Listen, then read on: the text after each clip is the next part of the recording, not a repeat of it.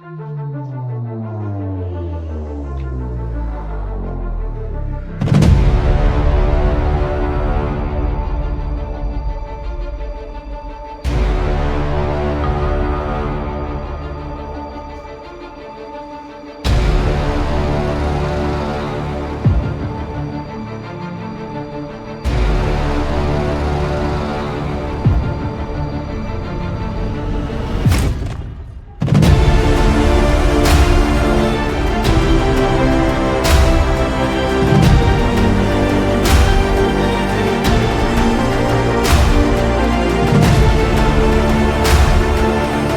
Friends, ఈరోజు మనం వచ్చేసి సుగ్రీవ గుహ దగ్గరకు వచ్చాము. ఈ సుగ్రీవ గుహ వచ్చేసి కర్ణాటక రాష్ట్రంలోని హంపిలో అయితే ఈ సుగ్రీవ గుహ అయితే వస్తుంది. ఇలా టెంపుల్ నుంచి మనకి 1 కిలోమీటర్ దూరంలో ఈ గుహ అయితే వస్తుంది.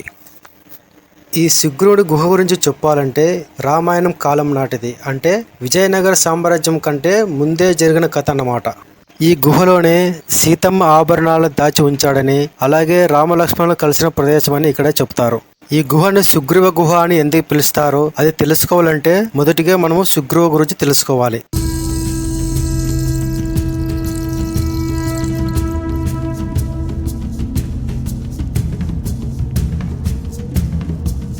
సుగ్రీవుడు కిష్కింధ రాజ్యానికి రాజుగా ఉండేవాడు. ఆ కిష్కింధ రాజ్యము ఈ గుహ నుంచి మనకు కొంత దూరంలోనే ఉంటుంది. సుగ్రీవుడు మరియు వాలి ఇద్దరు అన్నాదమ్ములు. చూడడానికి ఇద్దరు ఒకేలాగా ఉంటారు, కానీ సుగ్రీవుడి కన్నా వాలి బలశాలి.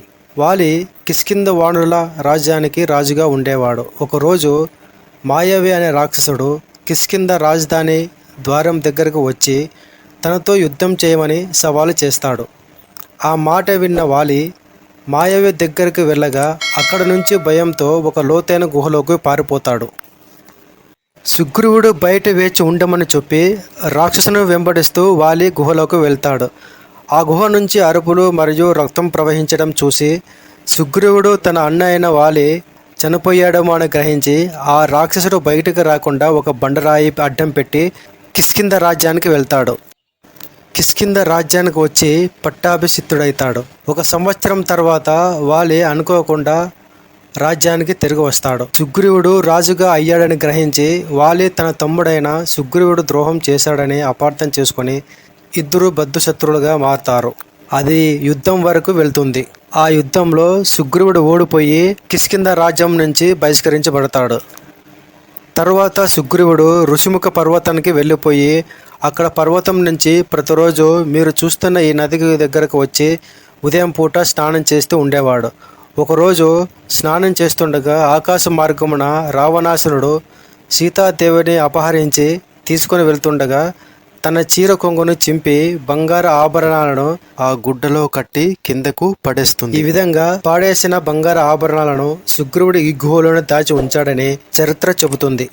ఆ తర్వాత సీతమ్మ వెతుక్కుంటూ రామలక్ష్మణులు ఈ ప్రదేశానికి వస్తారు. ఆ బంగారు ఆభరణాలను చూపిస్తారు రామలక్ష్మణులకు. ఈ విధంగా ఇంత కథ ఉందన్నమాట ఈ సుగ్రీవ గుహకు. అందువల్ల ఈ గుహకు సుగ్రీవ గుహ అనే పేరు రావడం జరిగింది. ఈ గుహలోనే సీతమ్మ ఆభరణాలు దాచి ఉంచాడని, ఈ ప్రదేశంలోనే రామలక్ష్మణులు సుగ్రీవుని కలుసుకున్నారని చెప్తారు.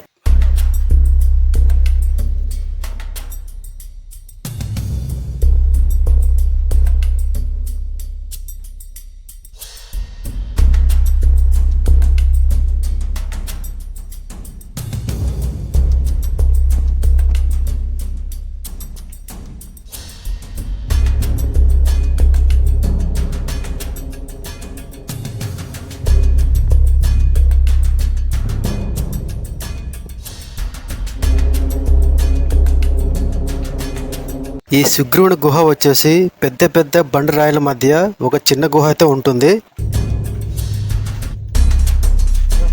ప్రస్తుతానికైతే ఈ గేట్ అయితే క్లోజ్లో ఉంది. లోపల వెళ్ళడానికి మనకి అవకాశం లేదు.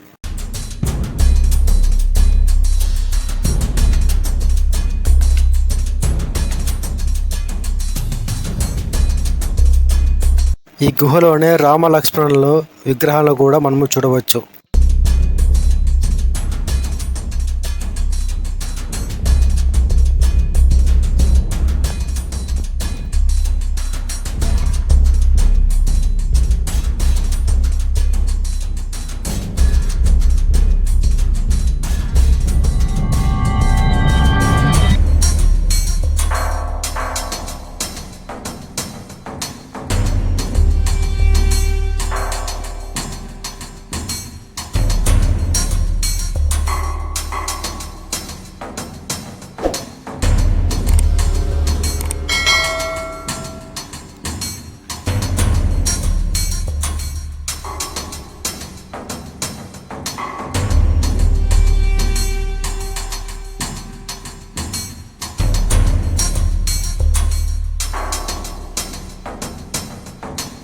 ఈ నదిలోనే సుగ్రీవుడు స్నానం చేస్తుండగా సీతమ్మ బంగారు ఆభరణాలు ఆకాశ మార్గం నుంచి కిందకి పడిన ప్రదేశం.